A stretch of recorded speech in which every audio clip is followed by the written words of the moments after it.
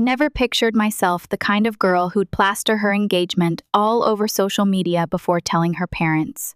But here I was, ring glinting under the living room light, desperately trying to find the perfect filter. The diamond, a princess cut, was gorgeous. Liam had good taste. I had to give him that, but it felt wrong, like I was flaunting something I hadn't earned.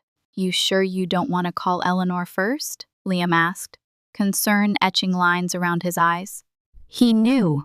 He always knew. I forced a smile, tapping the share button. "Trust me, it won't matter." My words felt hollow, even to my own ears. "Remember last Christmas when I told them I got that huge promotion?" Mom nodded, said "That's nice, dear," and immediately launched into Jessica's new house and law partner. "I bet if I announced I cured cancer, the news would have to wait." Liam chuckled, but it felt brittle, forced. Liam wrapped his arms around me, his chin resting on my shoulder. "They might surprise you, Maya. People change." God, I wanted to believe him. I really did. But 27 years of being the family disappointment had carved deep grooves of cynicism into my soul. The memories swirled, a tormenting reel of second best. My 6th grade piano recital, Mom and Dad sneaking out halfway through to catch Jessica's cheerleading competition. My high school graduation, their voices droning on about Jessica's college acceptances while I stood, diploma in hand, feeling invisible. Even my college graduation, magna cum laude and all, took second place to Jessica's engagement announcement. "Jessica this, Jessica that," I mumbled, leaning back into Liam's embrace. "You know, when I got into NYU for my master's, Mom's first response was, 'Oh, that's nice, dear. But did you hear Jessica's expecting?' The phone rang barely 2 hours after my post went live. I held up the caller ID to Liam, Eleanor Thompson. "My mom." I gave him a small smile, a morbid "here we go" grin. "Ruby Marie Thompson." Her voice screeched through the speaker, practically vibrating with fury. "How dare you announce your engagement on social media before telling your own mother?"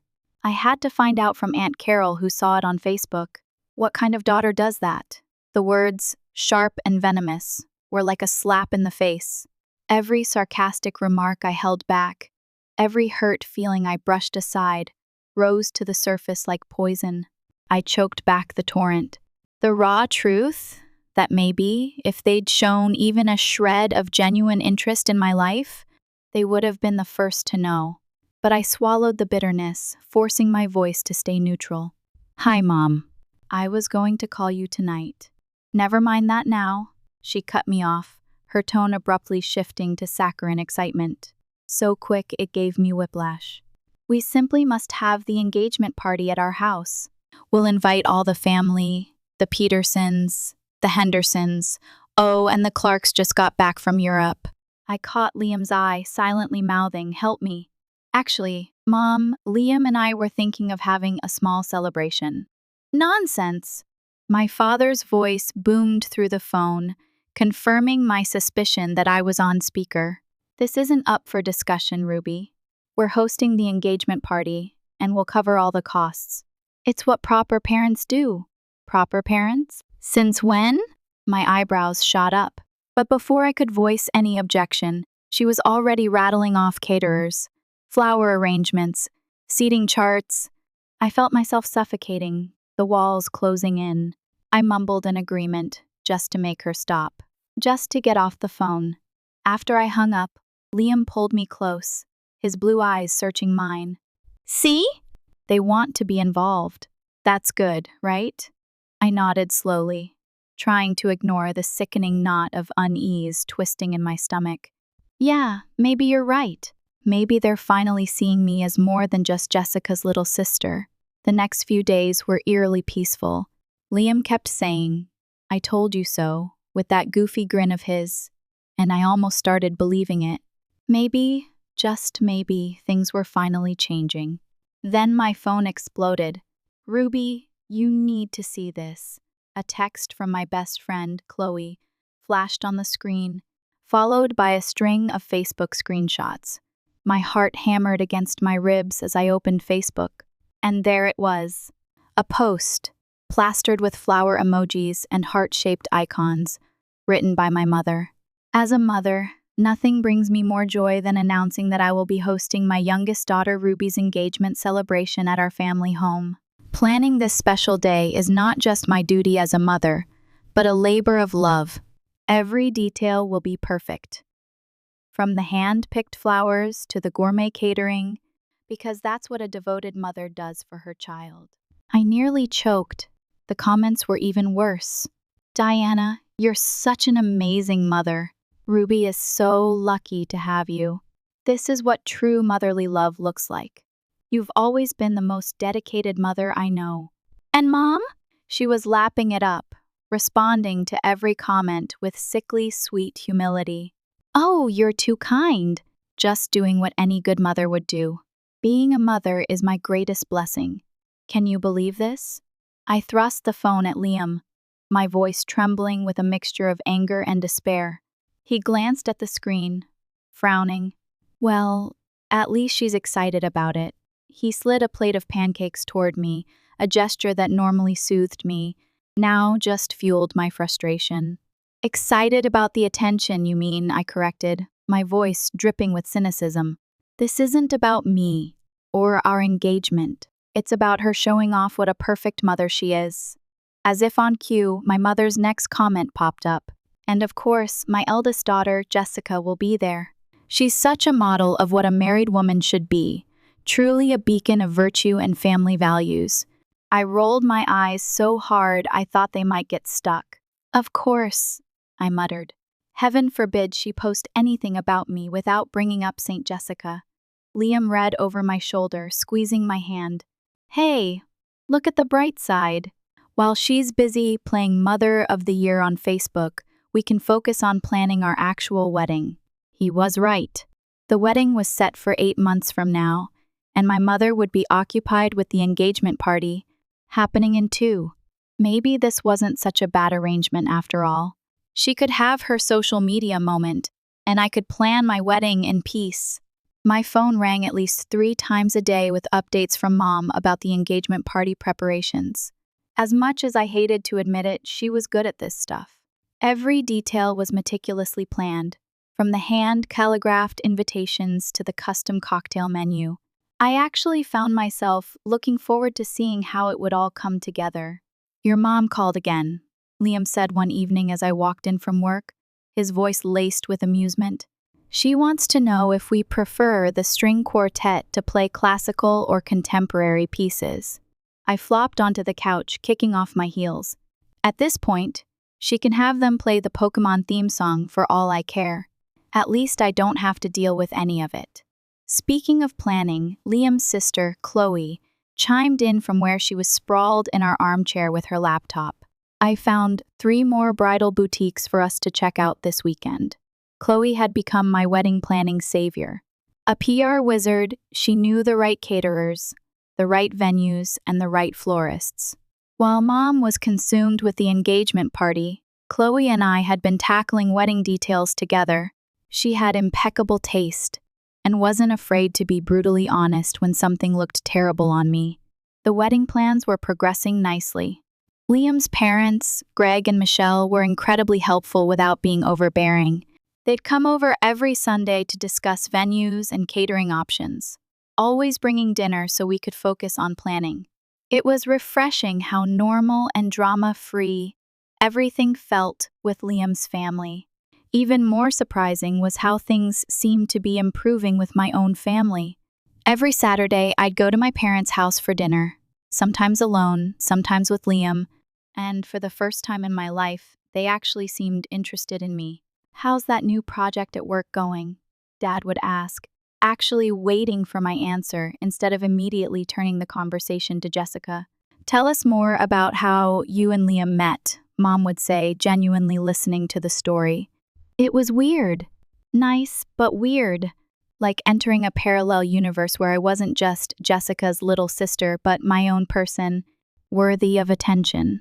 The days flew by, and suddenly we were just 2 weeks away from the engagement party. I was at my desk, reviewing quarterly reports. When my phone buzzed, Mom's name flashed on the screen. "Ruby, you need to come to the house right now," she demanded, her voice tight with barely contained hysteria. "It's urgent." I spent the rest of the workday distracted, my mind racing with possibilities. What could be so urgent about an engagement party that was already practically planned down to the last detail? Had the caterer canceled? Had the venue double booked? Or maybe, just maybe, my mother wanted my opinion on something for once. As soon as 5:00 p.m. hit, I grabbed my things and headed to my parents' house, my stomach churning with a mix of dread and anticipation. The moment I walked through the front door, I knew something was wrong. The sound of children's laughter echoed through the house, specifically the sound of my nephew, Leo, and niece Lily, ages 6 and 3. As I rounded the corner to the living room, I saw them running circles around the coffee table, while their mother, my perfect sister, Jessica, sat on the couch, her shoulders hunched, her face a mask of despair. Something felt off. Jessica lived 3 states away and rarely visited outside of major holidays. The last time she'd shown up unannounced was, well, never. As I moved closer to the group, I noticed Jessica's makeup was smeared, her eyes red and puffy. Mom and Dad sat on either side of her, looking like someone had died. The knot in my stomach tightened. "What's going on?" I asked, setting my purse down on the floor. "Jessica, is everything okay?" She let out a choked sob, and Mom wrapped an arm around her shoulders. Dad stared at the floor like it held the secrets of the universe. "I left him," Jessica finally managed between sniffs. "We're getting divorced." I nearly fell into the nearest chair. Jessica and Ethan getting divorced? The same Jessica who posted weekly blissfully married updates on Instagram? The same couple my mother had been shoving in my face as the epitome of marital perfection for the past 7 years? But what happened? I asked carefully, my mind struggling to catch up. "I thought everything was great between you two." Jessica's head snapped up, her eyes flashing with anger. "It's none of your business, Ruby," she spat, her voice laced with venom. "God, you always have to stick your nose where it doesn't belong." I raised my hands in surrender, instinctively flinching from the force of her words. "Jess, I'm sorry. I didn't mean." But before I could apologize, Jessica deflated like a punctured balloon, all the fight draining out of her. "He cheated on me," she whispered, dabbing at her eyes with a crumpled tissue. "Multiple times. I found messages on his phone, pictures. I couldn't take it anymore, so I packed up the kids and left." Mom made a sympathetic noise and stroked Jessica's hair, while Dad continued his intense study of the carpet. I sat there, processing, trying to reconcile the image of Jessica's perfect life with the shattered woman in front of me. Just last month, Mom had been telling everyone at Cousin Sarah's baby shower how Jessica and Ethan were relationship goals, and how every young couple should look to them as an example. "I'm so sorry, Jess," I said, and I meant it. Despite our issues, she was my sister, and this obviously wasn't easy for her. I thought that was it. The big, urgent news Mom had called me over for. I was already mentally composing a text to Liam about postponing our dinner plans when Mom cleared her throat, drawing my attention back to the drama unfolding in the living room. "There's something else, Ruby," she said, her voice taking on that tone she used when she was about to say something she knew I wouldn't like. "Your father and I have been talking, and, well, given the circumstances, we think it's best if we cancel the engagement party." The breath caught in my throat. It felt like I'd been punched in the stomach. The room started spinning, but I forced myself to stay focused. "Mom, you can't be serious," I managed to choke out, my voice barely above a whisper. "Everyone's already been invited. Aunt Sarah and Uncle Mike are flying in from California. The Hendersons are driving up from Florida Grandma. Helen already booked her hotel room." That's when Jessica exploded. She jumped up from the couch, mascara streaking down her face, pointing her finger at me like a weapon. "God, you're so selfish, Ruby," she screamed, making her children stop their playing and stare. My whole life is falling apart. Do you have any idea what it's like to find out your husband's been sleeping with other women? To have to explain to your kids why daddy isn't coming home? And all you can think about is your stupid party. I took a deep breath, trying to stay calm, trying to find a way to reason with her. Jess, I'm truly sorry about what happened with Ethan. Really, I am. But my engagement has nothing to do with your divorce. These are completely separate events. Nothing to do with it? Jessica's voice went up another octave. I'm your sister. You're supposed to support me. You should have offered to cancel the engagement yourself the moment you heard about my situation. But no, you're too self-centered to even consider my feelings. I turned to my parents, hoping for some semblance of rationality, some voice of reason. Mom, Dad, please. This is crazy. You can't just cancel everything because Jessica's upset. Mom straightened her spine, putting on what I called her principal face, the one that meant her decision was final. Actually, I can. I've already done it. I called the caterer this morning to cancel. The decorations order has been canceled too, and I've started calling the guests to let them know. The engagement party is canceled due to an important family matter. The room went silent, except for the sound of Leo and Lily whispering to each other in the corner. You did what? I could feel my voice rising, but I couldn't control it anymore. It's my engagement. You had no right to do this. Don't you dare raise your voice at your mother. Dad finally found his voice, the quiet observer finally stepping into the fray. After everything we've done for you, done for me? I laughed, but it came out more like a sob. You mean, like how you've spent my entire life making me feel second best to Jessica? And now you're literally canceling my engagement party because she's having a hard time. How dare you? Jessica shrieked, her face contorted with rage. I knew you were jealous of me, but this is a new low. You're just a vile, horrible human being. You know what? I grabbed my purse, my whole body shaking with rage. You set me up. This whole thing, the party planning, the sudden interest in my life.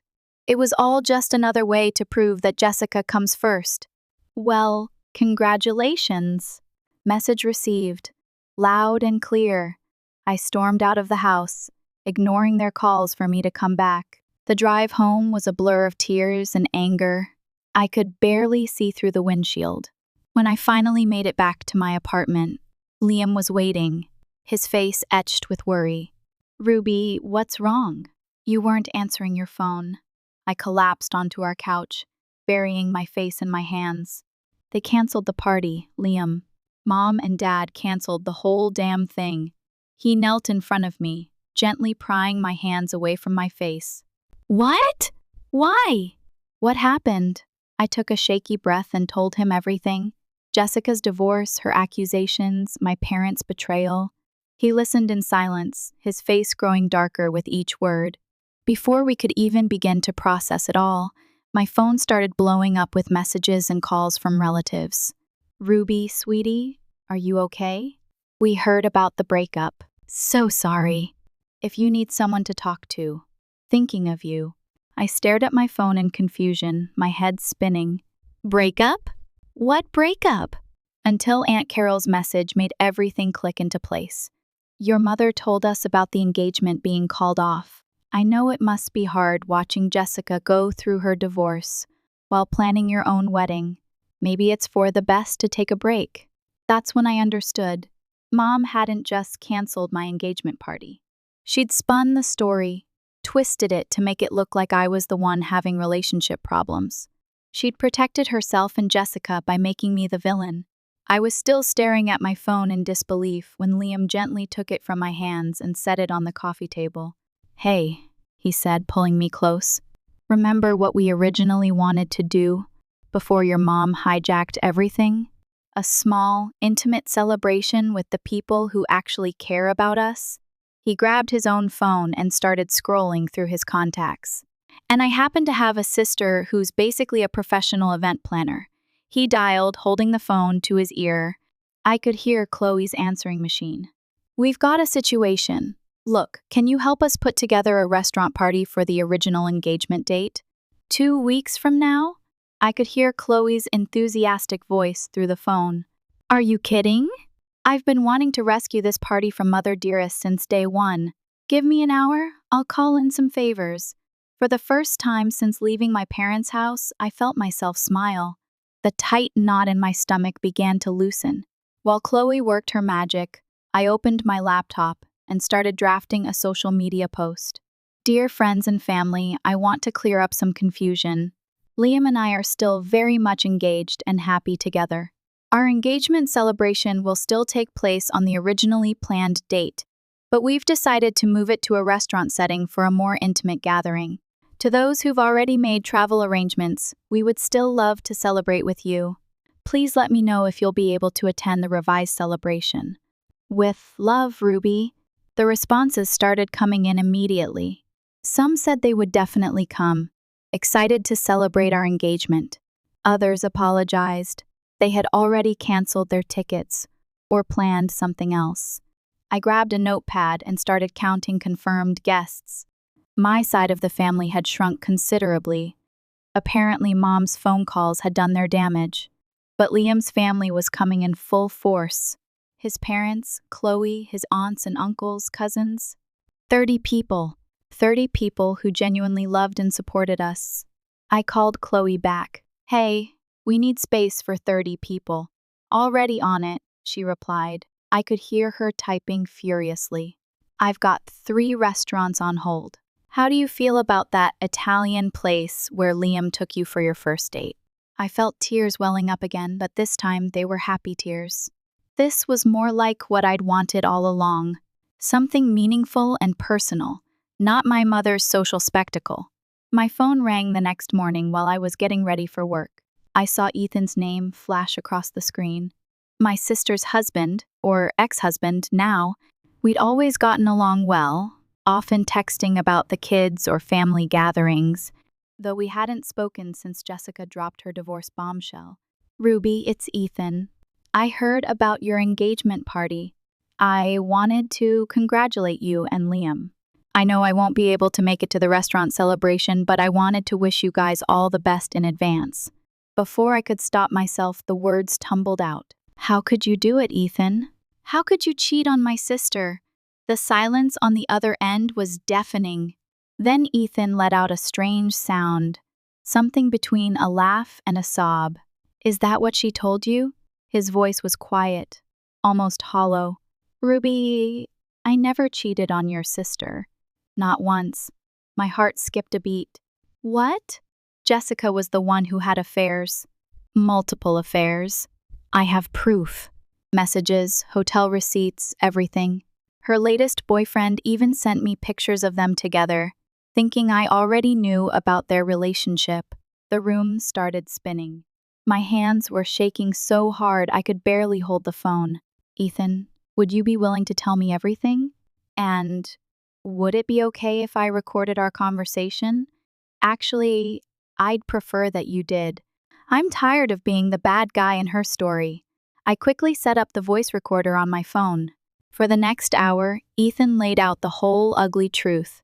Jessica's string of affairs, her gaslighting, her manipulation of everyone around her. He had dates, names, evidence, everything. The days blurred into a frantic mix of wedding planning and damage control. My revised invitations went out. Apologetic explanations were offered to confused relatives, and silent judgments were weathered. Finally, it was the evening of our engagement party. The restaurant looked beautiful. Chloe had outdone herself with the decorations, creating a warm, inviting atmosphere.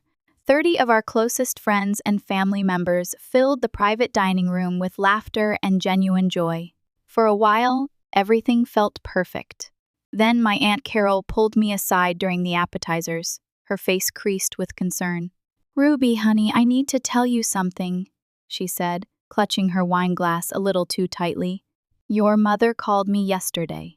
She was saying awful things about you." My stomach dropped. She called you an egoist, a terrible daughter, and a selfish sister for going ahead with this party. But before I could respond, other relatives started chiming in, their faces mirroring Carol's concern. "She called me too," Uncle Mike said, shaking his head sadly.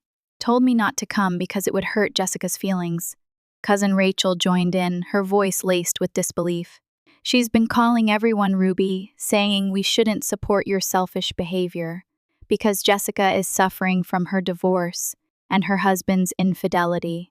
She said having this party is like twisting the knife in Jessica's back. Looking around at the confused and hurt faces of my relatives, I knew it was time. The lies had gone on long enough. My hands began to shake. "Everyone," I said, my voice trembling as I stood, phone in hand. "Could I have your attention for a moment? There's something you all need to hear." The room fell silent, all eyes on me. I took a deep breath, steeling myself for what I was about to do. I pressed play on the recording. Ethan's voice filled the private dining room, clear and steady, as he detailed Jessica's affairs, the evidence he had collected, and how she had turned everything around to make him look like the villain. He explained how she had manipulated everyone, including their children, to maintain her image as the wronged wife. For the next 15 minutes, you could have heard a pin drop. Aunt Carol's wine glass stayed frozen halfway to her mouth, her eyes wide with shock. Uncle Mike's fork clattered onto his plate, his face ashen. Cousin Rachel covered her mouth with her hand, tears welling in her eyes. "And my parents, they weren't here." "My parents," I said after the recording ended, my voice shaking with a mixture of anger and sadness. "They knew everything. They knew the truth about Jessica, but they were still willing to destroy my engagement party to protect her lies. They chose to hurt me, again, just to keep up appearances for their precious firstborn." The silence that followed was deafening. The faces around me were a mixture of shock, anger, and disbelief. Then Aunt Carol stood up and wrapped me in a tight hug, her grip fierce and reassuring. Others followed, offering apologies, words of support, and expressions of shock. Even those who had initially sided with my mother were now shaking their heads in disbelief, their faith in Jessica shattered. "Let's focus on what really matters today," Liam announced, his voice strong and confident. He raised his glass, a genuine smile spreading across his face. "We're here to celebrate our engagement and our future together." The party continued, warmer and more genuine than before. The truth had cleared the air, and for the first time, I felt truly seen by my extended family. I felt like a huge weight had been lifted off my shoulders. The next morning, my phone rang at 7:00 a.m. I knew who it was before I even looked at the caller ID. "Ruby, how dare you?" Mom's voice was shrill through the speaker, practically vibrating with rage. "How dare you humiliate your sister like that? Airing our family's dirty laundry in public." "I didn't dare anything," I replied calmly, my voice steady despite the turmoil raging inside me. "I just revealed the truth you've been trying to hide for years." What followed was a tirade from my mother that would have made a sailor blush. She screamed, she cried, she accused me of every imaginable offense, from ruining Jessica's life to being a horrible daughter. She finally hung up after calling me every horrible name she could think of. Minutes later, my phone started buzzing with messages from Jessica. Each text was worse than the last, filled with venomous accusations and hateful insults. She called me a traitor, a horrible sister, accusing me of being jealous of her my entire life. She even claimed I had orchestrated everything with Ethan to ruin her life, that my entire engagement was nothing more than a spiteful ploy to steal her happiness. I didn't respond to any of them. Instead, I blocked both my sisters' and my parents' numbers. I cut them out of my life, permanently. Liam found me later that morning, staring at our wedding planning notebook, my face pale and drawn. "You okay?" he asked softly, sitting beside me on the couch and wrapping his arm around me. "Actually, yes," I replied, surprised to find that I meant it. I felt a strange sense of peace, a sense of liberation that I hadn't felt in years. I just made some changes to our guest list. It's smaller now, but better. So much better. Looking back now, I don't regret exposing the truth. I don't regret cutting ties with my parents and Jessica. It was a painful decision, but it was necessary. Sometimes the family you're born into isn't the family you deserve. Sometimes you have to let go of the toxic relationships that are holding you back, even if those relationships are with your own blood. But that's okay, because I have Liam. I have Chloe. I have Greg and Michelle. They have shown me what real family love looks like. Unconditional support, unwavering loyalty, and genuine acceptance. In 6 months, I'll officially become part of their family, and I couldn't be happier about it. I'm finally free to build a life filled with love, honesty, and genuine connection. A life where I am valued for who I am, not for who my family wants me to be. A life where I don't have to compete for love or attention. A life where I am finally, truly home. The new family I have found is so much better than what I've lost. I'm looking forward to what the future brings with Liam and our soon-to-be family. I've never been happier. The months leading up to the wedding were a whirlwind of joyful chaos. Gone were the days of tiptoeing around my mother's opinions, of feeling pressured to conform to her image of what my wedding should be. Instead, Liam and I, with Chloe's expert guidance and Greg and Michelle's loving support, crafted a celebration that was uniquely us. We chose a rustic vineyard nestled in the rolling hills of the countryside, far removed from the manicured lawns and stuffy ballrooms my mother would have favored. The ceremony would be held outdoors, under a canopy of twinkling lights, with wildflowers lining the aisle. We wrote our own vows, pouring our hearts into words that reflected our deep love and commitment to each other.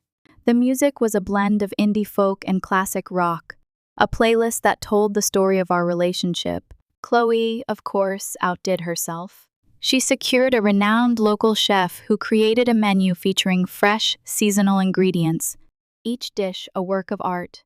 She transformed the vineyard's barn into a magical reception space, draping it with fairy lights and vintage fabrics.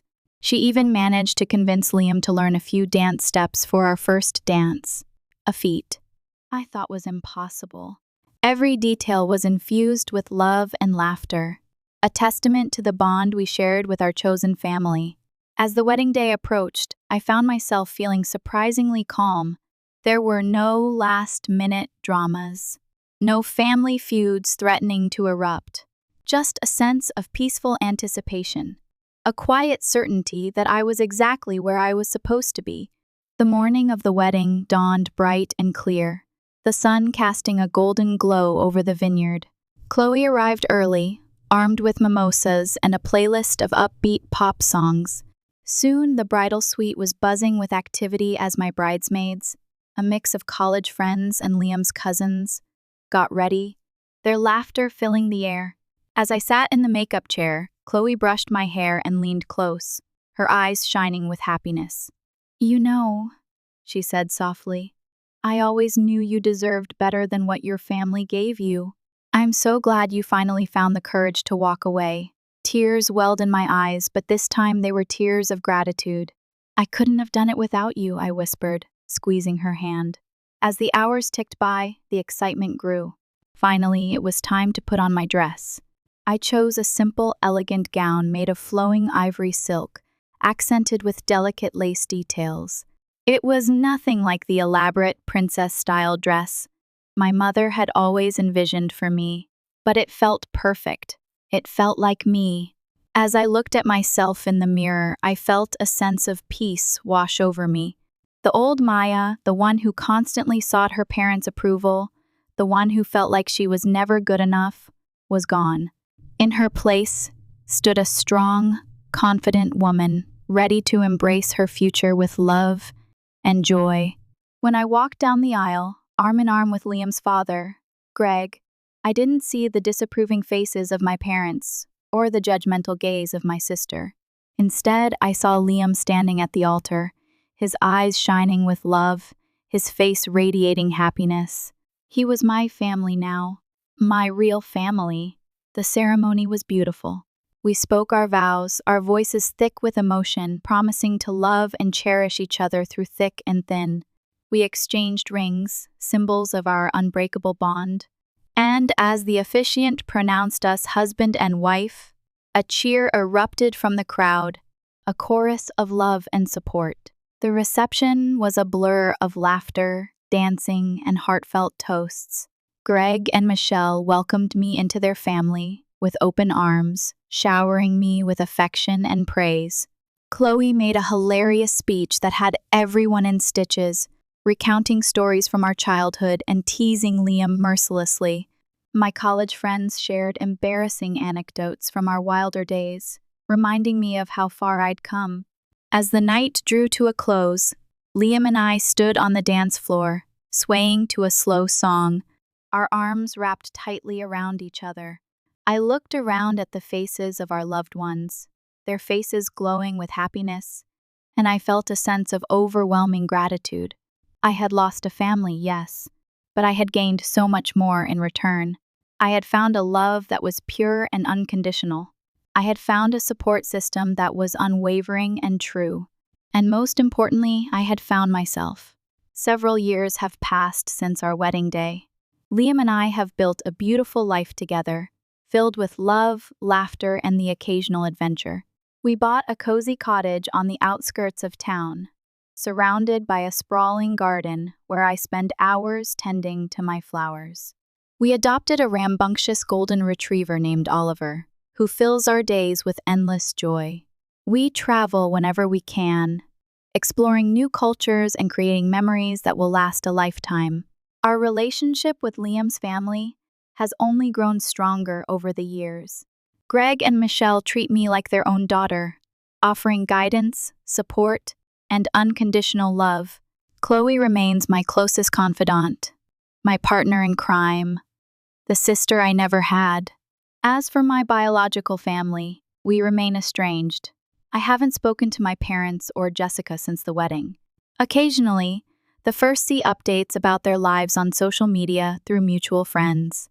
Jessica is remarried, seemingly happy, although I suspect her new husband is just another pawn in her game of appearances. My parents seem content to live in their bubble of denial, pretending that everything is perfect, that their family is the epitome of success. I've made peace with their choices. I've accepted that they are incapable of giving me the love and acceptance I crave. I no longer waste my energy trying to change them or win their approval. Instead, I focus on building my own family, the one I have chosen, the one that values me for who I am. One sunny afternoon, Liam and I were sitting on our porch, sipping lemonade and watching Oliver chase butterflies in the garden. I felt a gentle kick from within, a reminder of the new life growing inside me. We were expecting our first child. A wave of emotion washed over me, joy, anticipation, and a healthy dose of trepidation. I knew that becoming a mother would be the most challenging thing I'd ever done, but I also knew that I was ready. I would not repeat the mistakes of my own parents. I would not prioritize appearances over genuine connection. I would not compare my child to others or pressure them to conform to my expectations. I would love my child unconditionally. I would support their dreams. I would celebrate their individuality. And most importantly, I would create a home filled with love, laughter, and acceptance. I placed my hand on my growing belly and whispered a silent vow. I will be the mother I always wished I had. And in that moment, I knew that I had finally found true happiness. I had built a life that was authentic, meaningful, and filled with love.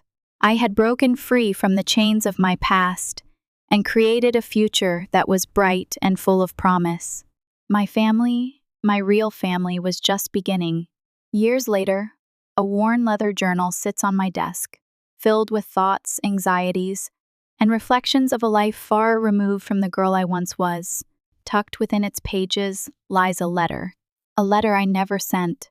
It's addressed to my mother, Eleanor. The ink is faded, the paper softened with age, but the words etched upon it remain sharp in my mind.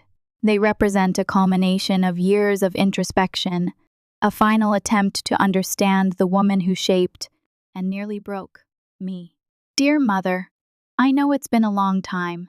So much time that I barely recognized the person I was when we last spoke. Years have passed, filled with joy, heartbreak, and everything in between. I've become a wife, a mother, a woman who knows her worth. And yet, despite all this, I still find myself thinking about you. I've tried for so long to understand why things were the way they were. Why I always felt like I was living in Jessica's shadow. Why your love felt conditional, always dependent on my achievements or lack thereof. I've gone over the memories countless times, searching for answers in the fragments of my past. The piano recital, the graduations, the constant comparisons, they all played a part in shaping my insecurities, my anxieties. They made me believe that I was never good enough, that I would always fall short of your expectations. For years, I blamed you. I resented you for the pain you inflicted, for the love you withheld. I saw you as a villain, a cold, calculating woman who only cared about appearances and upholding a perfect image. But as I've grown older, as I've become a mother myself, I've started to see things from a different perspective. I've come to realize that you too were shaped by your own experiences, your own insecurities. I imagine you were raised in a world where women were valued for their beauty and their ability to create a picture-perfect family, that the pressure to conform, to maintain appearances, was immense. I suspect that you saw Jessica as an extension of yourself, a reflection of your own success as a mother, and that, in your eyes, I failed to live up to that ideal. Perhaps you loved me in your own way, a way that I couldn't understand. Or perhaps you simply didn't know how to love me the way I needed to be loved. I don't hate you anymore, Mother. I've forgiven you. Not because you deserve it, but because I deserve peace. I can't carry the weight of resentment any longer. It's too heavy, too burdensome.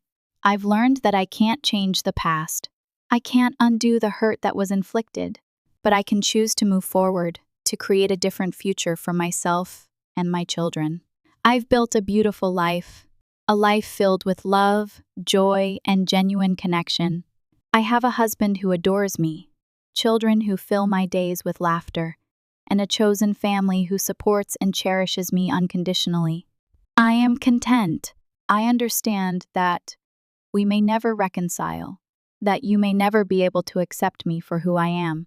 But I hope, one day, you'll be able to see that I've created a life that is authentic, meaningful, and true to myself. A life that is worthy of love, even if it doesn't fit your perfect ideal. I'm writing this letter not to reopen old wounds, but to close them, to release the pain, the anger, the resentment, to finally let go. I wish you peace, Mother. I hope that one day you'll find it too. With love, though perhaps from afar, Ruby. The letter remains tucked within the pages of my journal, a symbol of closure, of acceptance. I never mailed it. I never needed to. The act of writing it was enough. It allowed me to release the past and embrace the future, to finally find peace within myself. Years blur into a tapestry of family gatherings, school plays, and quiet evenings spent by the fireplace. My children grow, their personalities blossoming, their dreams taking shape. Liam and I watch with pride, offering guidance, support, and unconditional love. One day, my eldest daughter, Lily, comes to me, her brow furrowed with concern. "Mom," she says hesitantly, "I found some old pictures of you and Aunt Jessica." "What happened?" "You don't ever talk about her." I take a deep breath, knowing that this conversation was inevitable.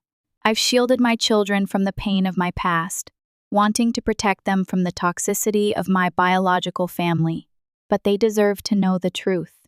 I gather them around me, Oliver resting at our feet, and begin to tell the story. I recount my childhood, the constant comparisons, the feeling of never being good enough. I explain the events leading up to my engagement, the canceled party, the devastating betrayal. My children listen intently, their faces a mixture of shock and anger. "That's awful, Mom," My son, Leo, exclaims, his voice filled with outrage. How could they treat you like that?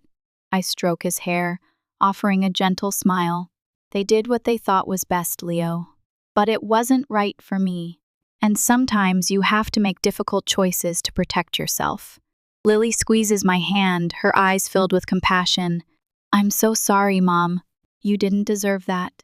It's okay, sweetie, I say, my voice filled with love. It's all in the past now. I've moved on. And I have you, and Dad, and Chloe, and Grandma and Grandpa Greg, and Michelle. That's all that matters. As I look at my children, their faces filled with love and understanding, I realize that I've broken the cycle. I've created a family where love is unconditional, where individuality is celebrated, and where the past doesn't define the future. Later that evening, as I tuck my children into bed, Lily asks a question that lingers in my mind. Mom, she says softly, do you ever think about reaching out to them? To Grandma and Grandpa Eleanor and Aunt Jessica? I pause, considering her question carefully. It's been so long. So much has changed. But still, a tiny flicker of hope remains. Maybe someday, I say, my voice barely above a whisper. Maybe someday, when they're ready to accept me for who I am, not for who they want me to be. But for now, I am content. I have built a life that is full of love, joy, and genuine connection. I have created a family that is strong, resilient, and unbreakable. And that is enough, more than enough. I turn off the lights, leaving my children to drift off to sleep. As I walk out of the room, I glance back at their sleeping faces, their innocence, and their trust filling my heart with a profound sense of gratitude. The circle is complete. The pain of the past has been transformed into a future filled with love and hope, and I am finally, truly home. I've never been happier. I'm finally free,